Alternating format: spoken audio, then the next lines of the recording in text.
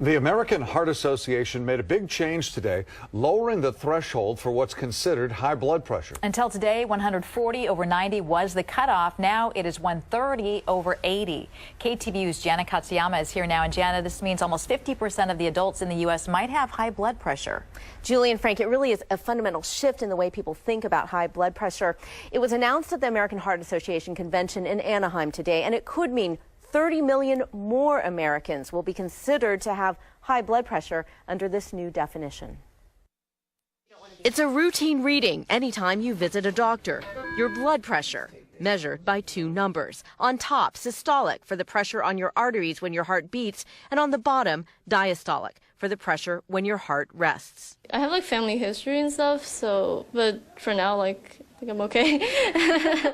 On Monday, the American Heart Association announced a new definition of high blood pressure that could change how many people will be thinking about their numbers. By the old standard, about 70 million Americans had high blood pressure. Now it's going to be 100 million Americans are going to have high blood pressure. Dr. Junaid Khan is on the board of the American Heart Association, and he's a cardiac surgeon and director at Sutter Health Altabate Summit Medical Center in Oakland. He says the American Heart Association used to define high blood pressure as 140/90 or higher.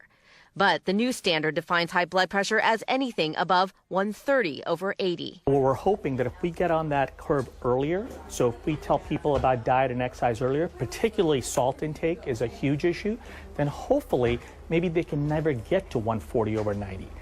Dr. Khan says high blood pressure is often linked to other serious health problems. We know that high blood pressure leads to kidney disease, stroke, and cardiovascular disease, heart attacks.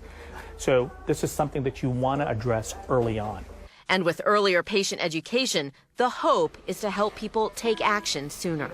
At least more people will maybe pay attention more if that is the case. The sooner we can get to these people, the more impact we can have on long-term mortality.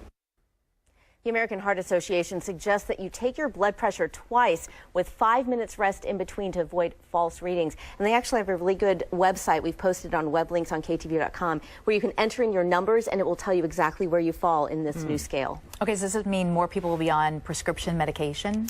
Well, that was definitely one of the concerns that was discussed. And basically what they're saying is that would only affect a small percentage. The rest of the people, they're really going to be focusing on diet and exercise as the main recommendation. All right, Jana, thank you.